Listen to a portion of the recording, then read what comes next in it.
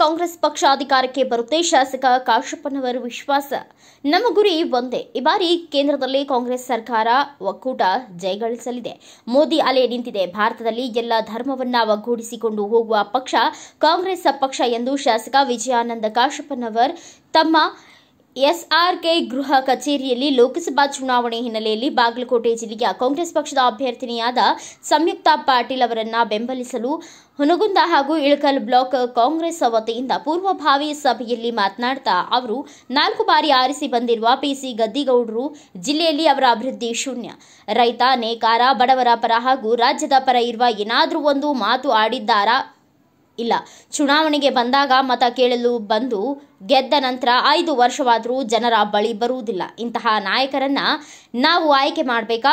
ಜನನಾಯಕ ಅಂದರೆ ಜನಗಳ ಮಧ್ಯೆ ಬೆರೆಯಬೇಕು. ಅವರ ಕಷ್ಟಗಳನ್ನ ಅರಿತು ಅವರಿಗೆ ಪರಿಹಾರ ಕೊಡುವಂತಹ ನಾಯಕ ಆಗಬೇಕು.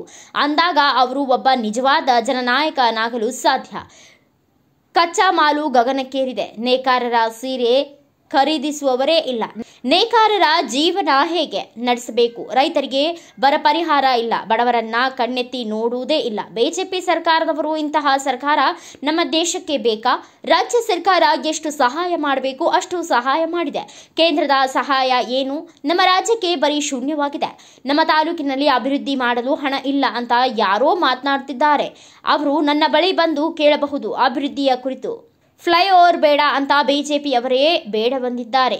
ಅವತ್ತು ನಾನು ಅಧಿಕಾರದಿಂದ ಕೆಳಗೆ ಇಳಿದ ದಿನದಂದು ಪ್ರತಿ ಮನೆಗೆ ನಾನು ಅಧಿಕಾರಕ್ಕೆ ಬಂದ ನಂತರ ನೀರನ್ನ ಬಿಡಿಸಿದ್ದೇನೆ. ಇವರು ಹೇಳ್ತಾರೆ, ಹರ್ ಘರ್ ಮೇ ನಲ್ ನಲ್ ಮೇ ಪಾನಿ ನಲ್ ಮೇ ಚಲ್ ಎಂದು ಒಂದು ಊರಿಗಾದ್ರೂ ನೀರು ಬಿಟ್ಟಿಲ್ಲ. ಬಿಜೆಪಿಯವರು ದೊಡ್ಡದಾಗಿ ಮಾತನಾಡ್ತಾರೆ. ಏನಿಲ್ಲ ನನ್ನ ನಡುವೆ ಏನಿಲ್ಲ.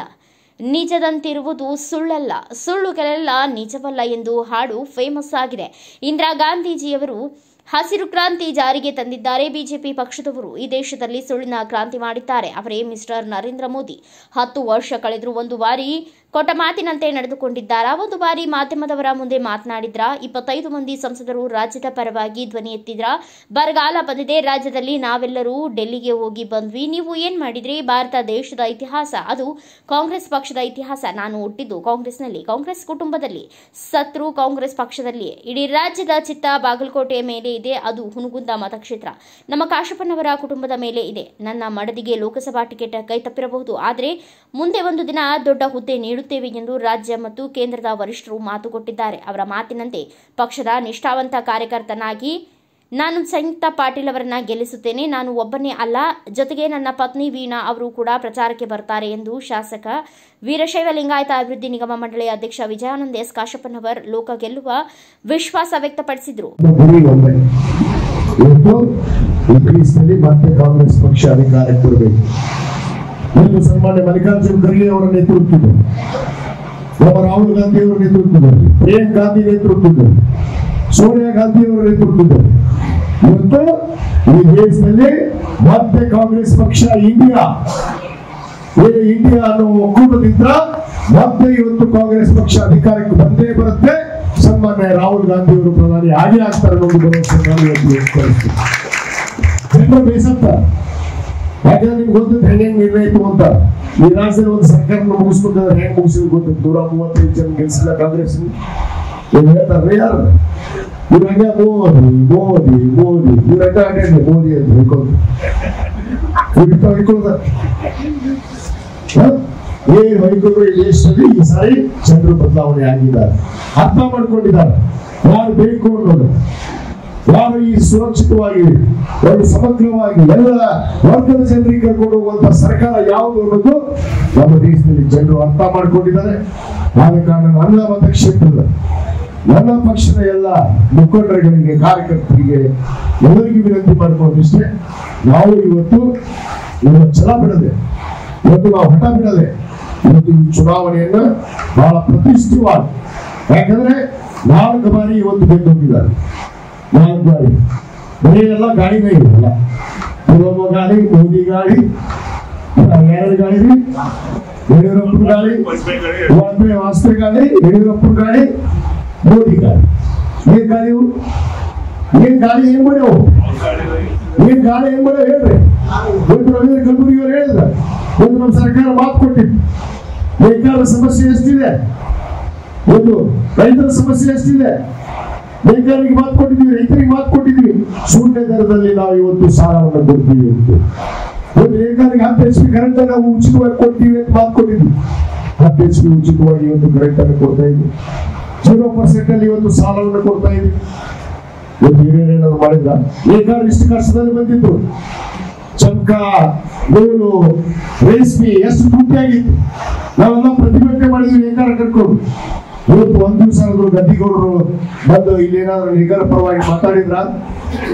ನೇಕಾರ ಪರವಾಗಿ ಮಾತಾಡಿದ್ರ? ಕೇಂದ್ರ ಸರ್ಕಾರದ ಮಂತ್ರಿಗೆ ಹೋಗಿ ಪತ್ರ ಕೊಟ್ಟು ಬಂದೀವ. ದಂಡ ಮಿಸ್ಟರ್ ದಂಡ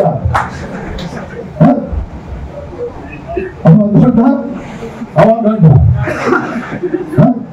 ಪತ್ರ ಕೊಟ್ಟು ಬಂದ್ರಿ ಅಂತ. ನೇಕಾರ ಕಡಿಮೆ ಮಾಡಿದ್ರೆ ಮಂಜುನಾಥ್ ಸೊಪ್ಪದವ್ರ ರೇಟ್ ಕಡಿಮೆ ಆಗ್ಯಾವ ಏನೇನು. ಇವತ್ತು ನಾವು ಕೊಟ್ಟಂತ ಮಾತನ್ನು ನಡೆಸಿದ್ವಿ ಸೈಡಿನ ಮಾರಾಟ. ಇವತ್ತು ಅಂತಾರಾಷ್ಟ್ರೀಯ ಮಟ್ಟದಲ್ಲಿ ನಮ್ಮ ಇಳಕಲ್ಲು ಇವತ್ತು ಏನೋ ಆಗ್ಬೇಕು. ಆದ್ರೆ ಏನಾಯ್ತು ಪರಿಸ್ಥಿತಿ, ನಮ್ಮ ನೇಕಾರ ಪರಿಸ್ಥಿತಿ, ರೈತರ ಪರಿಸ್ಥಿತಿ ಏನಿದೆ ರಾಜ್ಯದಲ್ಲಿ? ಇವತ್ತು ಮಳೆ ಇಲ್ಲ. ರೈತರಿಗೆ ಇವತ್ತು 2000 ರೂಪಾಯಿ ಹಾಕಿರಿ, 2000 ರೂಪಾಯಿ ಹಾಕಿಸಿದ್ರು ನಮಗೆ. ನಮ್ಮ ಮುಖ್ಯಮಂತ್ರಿ 2000 ರೂಪಾಯಿ ಹಾಕಿರಿ ಪಾಪ ಬೆಳೆದಾರದ ಬಿತ್ತಲಾರದ ಭೂಮಿ. ಎಷ್ಟು ರಾಜ್ಯ ಸರ್ಕಾರದಿಂದ ಸಹಾಯ ಮಾಡಬೇಕು ಸರ್ಕಾರ ಮಾಡಿದ್ರು. ಇವತ್ತು ನಮ್ಮ ಮತಕ್ಷೇತ್ರಕ್ಕೆ ಬನ್ನಿ, ಎಷ್ಟು ಅಭಿವೃದ್ಧಿ ಕೆಲಸ ಮಾಡಿಲ್ಲ. ಶಾಸಕರಿಗೆ ಒಟ್ಟು ರೊಕ್ಕ ಕೊಟ್ಟಿಲ್ಲ, ರೊಕ್ಕ ಕೊಟ್ಟಿಲ್ಲ. ನಾನು ತೋರಿಸ್ತೀನಿ ಬರಪ್ಪ ಗಣ ಮಕ್ಕಳ ಬಂದು ಕೇಳ್ರಿ. ಇವ್ರು ಹೇಳಿದ್ರೆ ಮೊನ್ನೆ ದಂಡ ಅದು ಜೆಸಿ ಅಂತ ಯಾವ ಊರಾಗ ಎಷ್ಟು ನೀರು ಬರ್ತಾವಪ್ಪ ನಿಮ್ ನಡೆದಾಗ? ಒಂದ್ ಊರಾಗ ನೀರು ಬರ್ತಾವ. ಈಗ ನಾಳೆ ಬಂದ ಮೇಲೆ ಚಲೋ ಮಾಡಿಸಿದ ನೀರು ಕೊಡಬೇಕು. ಮನಿ ಮುಂದೆ ನಾಳೆ ಬಿಟ್ಟಾರ್ರಿ, ಯಾರ ನಂಬರ್ ಇಲ್ಲ, ಅದ್ರ ನೀರೇ ಇಲ್ಲ. ಅವ ಹೇಳ್ತು ನಮ್ಮ ನರೇಂದ್ರ ಮೋದಿ ಹೇಳ್ತಾನ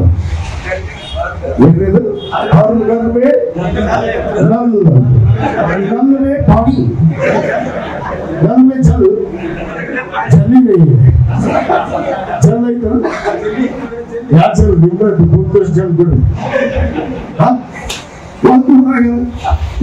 ಇದು ರಾಷ್ಟ್ರೀಯ ಹೆದ್ದಾರಿ ಈ ತರ ಹೇಳಿದ್ರು ನಮ್ಮ ನಿರ್ದೇಶಕರು. ರಾಷ್ಟ್ರೀಯ ಹೆದ್ದಾರಿ ಪರಿಸ್ಥಿತಿ 2008 9 ಈ ಹೈವೇ ಆಗೋ ಹೊತ್ಮೇಲೆ ಇದು ಫ್ಲೈಓವರ್ ಇತ್ತು. ನಾವು ಕೇಳೋದಕ್ಕೆ ಅಧಿಕಾರಿ ಕೇಳಿಲ್ಲ. ಫ್ಲೈಓವರ್ ರದ್ದು ಮಾಡಿಸ್ತೀವಿ ಇಲ್ಲ ಪತ್ರ ಕೊಟ್ಟರೆ ಇದು ಬೇಡ, ಫ್ಲೈಓವರ್ ಬೇಡ ಅಂತೀವಿ.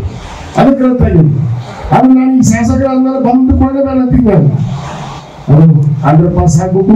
ಎಷ್ಟು ಮಂದಿ ಸತ್ರ ಪಾಪ ಗರ್ಭಿಣಿ ಹೆಣಮಗಳು ಪಾಪ ಹೊಟ್ಟೆ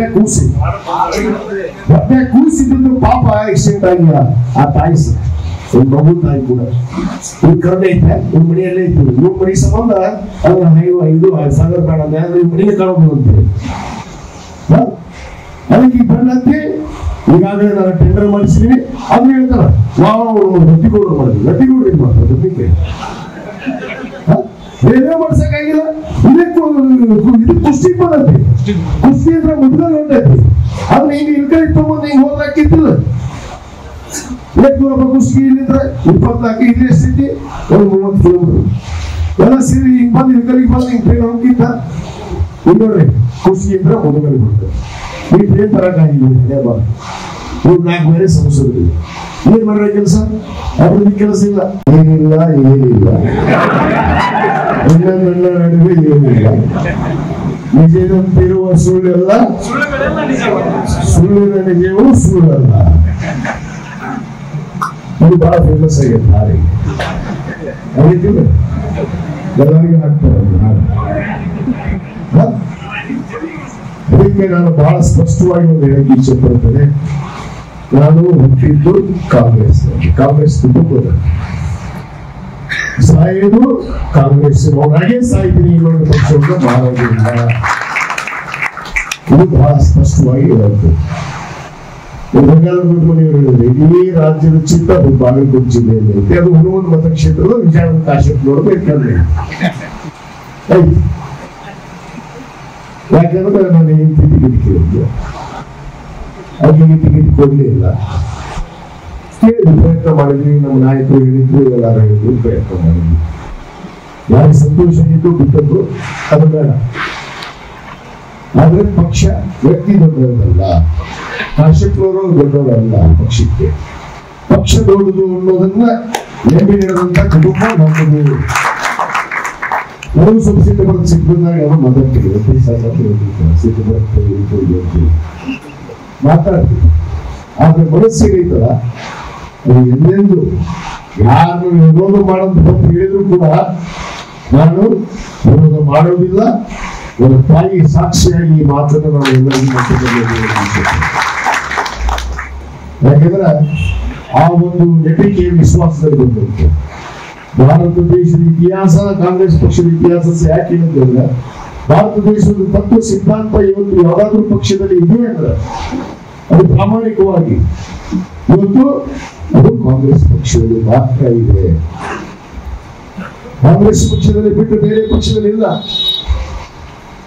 ಯಾಕಂದ್ರೆ ಇವತ್ತು ಬಿಜೆಪಿ ಅಂತ ಮಹತ್ವಪೂರ್ಣವಾಗಿರ್ತಕ್ಕಂಥ ಚುನಾವಣೆ. ಈ ಚುನಾವಣೆ ನಮ್ಮ ನಿಮ್ಮೆಲ್ಲರ ಒಂದು ಪ್ರತಿಜ್ಞಾಪೂರ್ವಕವಾಗಿ ಮಾಡ್ತಕ್ಕಂಥ ಚುನಾವಣೆ ಅಂತಕ್ಕಂಥ ಹೇಳ್ಬೋದು. ಪ್ರತಿಯೊಬ್ಬ ಮನುಷ್ಯನಿಗೂ ಕೂಡ ನಾನು ಆಗ್ಬೇಕು ಅಂತಕ್ಕಂಥ ಚಿಂತೆ. ಇವತ್ತ ಸತತವಾಗಿ ಚುನಾವಣೆ ಹಿಂದಿನ ಚುನಾವಣೆ ಪರಾಭವಗೊಂಡು 14 ಸೀಟ್ ಮನೆಗೆ ಕೂಡಿದಾಗನೇ ಒಬ್ಬ ಗಣಮಕ್ಕಳು ಹೆಚ್ಚು ಜಿಲ್ಲೆಯಾದ್ಯಂತ ಪ್ರಚಾರ ಮಾಡಿ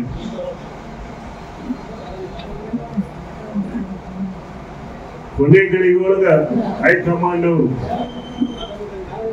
ಟಿಕೆಟ್ ಬದಲಾವಣೆ ಮಾಡಿದಾಗ ಸಹಿತ ಇಲ್ಲ, ನಾವು ಕಂಕಣಬದ್ಧರಾಗಿ ಪಕ್ಷದ ಸಿಪಾಯಿಗಳಾಗಿ ಕಾಂಗ್ರೆಸ್ಗೆ ನಾವು ಅನಿವಾರ್ಯ ಅಲ್ಲ, ನಮಗೆ ಕಾಂಗ್ರೆಸ್ ಅನಿವಾರ್ಯ ಅಂತಕ್ಕಂಥ ಒಂದು ಮನೋಭಾವನೆ ಅಂತ ಹೇಳ್ಕೊಂಡು ಸಹೋದರಿ ವೀಣಾ ಕಾಶ್ಯಪ್ನವರು ಮತ್ತು ಅವರ ಸಹೋದರಿ ವೀಣಾ ಕಾಶ್ಯಪ್ನವರು ಈ ಒಂದು ಪೂರ್ವಾಂಶವಾಗಿ ಕರೆದಕ್ಕೆ ಪ್ರಪ್ರಥಮವಾಗಿ ನಾನು ಅವರಿಗೆ ಅಭಿನಂದನೆ ಸಲ್ಲಿಸ್ತೇನೆ ಅಂತಕ್ಕಂಥ ಮಾತನ್ನು ಕೂಡ ರಾಜಕಾರಣದಲ್ಲಿ ವಿಶೇಷ ಅತ್ಯಂತ ನೇರ ನಿಷ್ಠೂರ ಪ್ರಾಮಾಣಿಕ ರಾಜಕಾರಣಕ್ಕೆ ಹೆಸರು ಅಂದ್ರೆ ನಮ್ಮ ಡಾಕ್ಟರ್ ವಿಜಯಾನಂದ ಕಾಶ್ಯಪ್. ಅವ್ರು ಯಾರಿಗೂ ಹೆದರುದಿಲ್ಲ, ನನಗೂ ವಿಷಯ ಗೊತ್ತದ. ಅವನು ನನಗೆ ಮಾಡಕ್ಕಾಗಲ್ಲ ಅಂದ್ರೆ ಮಾಡಕ್ಕಾಗಲ್ಲ ಅಂತ ಹೇಳ್ಬಿಡ್ತಾರೆ. ಮಾಡ್ತೀನಿ ಅಂದ್ರೆ ಯಾರು ಹೇಳಿದ್ರು ಮನ್ಯಾಗ ತಾಯಿ ತಂದೆ ಅಥವಾ ಕಾರ್ಯಕರ್ತರು ಎಲ್ಲ ಅಭಿಮಾನಿಗಳು ಯಾರು ಹೇಳಿದ್ರು ಅವ್ರು ಕೇಳುದಿಲ್ಲ. ಮಾಡ್ಬೇಕು, ಪಕ್ಷದ ಪರವಾಗಿ ಮಾಡ್ಬೇಕಂದ್ರೆ ಮಾಡ್ತಾರೆ, ಮಾಡಿ ತೋರಿಸ್ತಾರೆ. ಅದಕ್ಕೆ ನಾನು ಅವ್ರ ಬಗ್ಗೆ ಬಹಳ ಅಭಿಮಾನ ಪಡ್ತೀನಿ. ನಾವು ನೀವೆಲ್ಲ ಬಹಳ ಅಭಿಮಾನ ಪಡ್ಬೇಕು.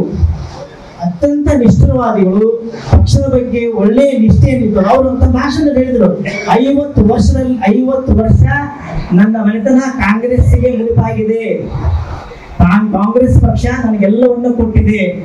ಈ ಪಕ್ಷದ ವಿಷಯದಲ್ಲಿ ಪಕ್ಷದ ಅಭಿಮಾನ ವಿಷಯದಲ್ಲಿ ನನಗೆ ಯಾರು ಕೈ ಮಾಡಿ ತೋರಿಸುವ ಅವಶ್ಯಕತೆ ಇಲ್ಲ, ಯಾರು ನನಗೆ ತಿಳಿಸಿ ಹೇಳುವ ಅವಶ್ಯಕತೆ ಇಲ್ಲ ಅನ್ನೋ ಭಾಷಣವನ್ನ ತಮ್ಮ ವಿಷಯವನ್ನ ತಮ್ಮ ಪತ್ರಿಕಾಕರ್ತರಿಗೆ ಒಂದು ವೇದಿಕೆಯಲ್ಲಿ ಸಹ ಮಾತನಾಡಿದರೆ ನಾವು ನೀವೆಲ್ಲ ನೋಡಿದ್ದೀವಿ. ಹೀಗಾಗಿ ನಾವು ಯಾರು ಸಂಶಯ ಮಾಡೋದು ಬೇಡ, ಆ ವಿಷಯ ಎತ್ತೋದು ಬೇಡ. ಅವರು ತಾವೇ ಸ್ವಯಂಕೃತ ಎಲ್ಲಾ ಕಡೆ ಅಭ್ಯರ್ಥಿಗಳೇ ಹೋಗಿ ಅಲ್ಲಿಯ ಶಾಸಕರಿಗೆ ಹೇಳಿ ಮೀಟಿಂಗ್ ಮಾಡಿದ್ದಾರೆ. ಇಲ್ಲಿ ಸ್ವಯಂಕೃತವಾಗಿ ನಮ್ಮನ್ನೆಲ್ಲ ಕರೆದು ಅವ್ರು ಮೀಟಿಂಗ್ ಮಾಡ್ತಾ ಇದ್ದಾರೆ. ಇಲ್ಲೇ ಡಿಫರೆನ್ಸ್ ನೋಡ್ಕೊಳ್ಳಿ. ಹೀಗಾಗಿ ನಮ್ಮ ಶಾಸಕರು ಎಲ್ಲಾ ವಿಷಯದಲ್ಲಿ ನೇರ ನಿಷ್ಠೂರವಾದಿಗಳು. ಪಕ್ಷದ ವಿಷಯದಲ್ಲಿ ಯಾರೇ ಏನೇ ಮಾತಾಡಲಿ ಅವರು ಅತ್ಯಂತ ಕಟು ನಿರ್ಧಾರವನ್ನ ಪಕ್ಷದ ಬಗ್ಗೆ ಯಾವಾಗಲೂ ತೆಗೆದುಕೊಳ್ತಾರೆ. ಆಮೇಲೆ ಪಕ್ಷದ ಅಭಿಮಾನದ ವಿಷಯದಲ್ಲಿ ಯಾರೂ ಅವ್ರನ್ನ ಕ್ವಶನ್ ಮಾಡೋ ಹಾಗಿಲ್ಲ. ಈ ರೀತಿಯ ವರ್ತನೆಯನ್ನ ತಮ್ಮ ಸುಮಾರು 53 ವರ್ಷಗಳ ವಯಸ್ಸಿನ ಉದ್ದಕ್ಕೂ ಮಾಡ್ಕೊತ ಬಂದಿದ್ದಾರೆ. ಹೀಗಾಗಿ ನಮಗೇನ್ ಮುಂದಿನ ಕರ್ತವ್ಯ ಅಂದ್ರೆ ನಾವು ನೀವೆಲ್ಲ ಸೇರಿ ಈ ಚುನಾವಣೆಯಲ್ಲಿ ಪಕ್ಷದ ಅಭ್ಯರ್ಥಿ ಅವ್ರು ಹೇಳಿಬಿಟ್ಟಿದ್ದಾರೆ, ಶಾಸಕರು ನಾವು ಒಳ ಕೂತಾಗ ಹೇಳಿದ್ರು, ಪಕ್ಷ ಮುಖ್ಯ, ನಮಗೆ ಪಕ್ಷ ಅಭ್ಯರ್ಥಿಯನ್ನಾಗಿ ಒಬ್ಬರನ್ನ ನೇಮಕ ಮಾಡಿದೆ, ನಾವು ಅವರನ್ನೇ ಗೆಲ್ಲಿಸುವುದು ನಮ್ಮ ಕಾರ್ಯಸೂಚಿ ಎನ್ನುವ ವಿಷಯವನ್ನ ಎಲ್ಲರ ಮುಂದೆ ಈಗಾಗಲೇ ಇಟ್ಟಿದ್ದಾರೆ. ಇನ್ನು ಬಾಗಲಕೋಟೆ ಲೋಕಸಭಾ ಕ್ಷೇತ್ರದಲ್ಲಿ ಬಹಳ ಕೆಟ್ಟ ಒಂದು ವಿಷಯ ಅಂದ್ರೆ ಏನೂ ಕೆಲಸ ಮಾಡದೇ ಇರುವುದು. 4 ಸಲ ಸತತವಾಗಿ ಆರಿಸಿದಂತ ಗದ್ದಿಗೌಡರನ್ನ ಮತ್ತೆ ಚುನಾವಣೆ ನಿಂದಿಸಿದ್ದಾರೆ. ನಮ್ಮ ತಾಲೂಕಿನಲ್ಲಿ ಅವ್ರಿಗೆ ನೀಡಾಗ್ತದೆ ಅಂದ್ರೆ ಬಹಳ ನನಗೆ ಆಶ್ಚರ್ಯ ಆಗ್ತದೆ. ಏನ್ ಕೆಲಸ ಮಾಡಿದ್ದಾರೆ ಗದ್ದಿಗೌಡರು? ನಮ್ಮ ಇಂತಹ ಒಂದು ದೊಡ್ಡ ಊರಿಗೆ 4 ಅವಧಿಯಲ್ಲಿ ಇಲ್ಲೇ ಕುಷ್ಟಗಿಯಿಂದ ರೈಲು ಹೋಗ್ತದೆ. ಅದು ಹಿಂಗ್ ಸ್ವಲ್ಪ ಸನೇಕ್ ತಂದಿದ್ರೆ ನಾವು 15 ಕಿಲೋಮೀಟರ್ ಆಗಿದ್ರೆ ನಾವು ನೀವೆಲ್ಲ ರೈಲ್ ಕಾಣ್ತಿದ್ವಿ. 4 ಅವಧಿಯಲ್ಲಿ ಒಂದು ರೈಲು ಪ್ರಯಾಣಕ್ಕಾಗಿಲ್ಲ, ಒಂದು ನೇಕಾರಿಗೆ ಒಂದು ಒಳ್ಳೆ ಮಾಡಕ್ಕಾಗಿಲ್ಲ. ಶಾಸಕರು 10 ತಿಂಗಳ ಅವಧಿಯಲ್ಲಿ ತಾವು ಮಾತನಾಡಿದ ಹಾಗೆ ಸುಮಾರು 1400 ಹಕ್ಕುಪತ್ರಗಳನ್ನು ಈಗಾಗಲೇ ಬಡವರಿಗೆ ಹಂಚಿದ್ದಾರೆ. ಬ್ಯೂರೋ ರಿಪೋರ್ಟ್ ದಾವಲ್ ಶೇಡಂ, ಭಾರತ ವೈಭವ news, Ilkal. Thanks for watching. Read, discuss and debate with editor Dr. Yan Prashant Rao. Wanted reporters in print, digital and visual media for Bharat Vaibhav Daily Newspaper, BV News Channel and BV Fast Web News from all the talukas of Karnataka. If interested, send your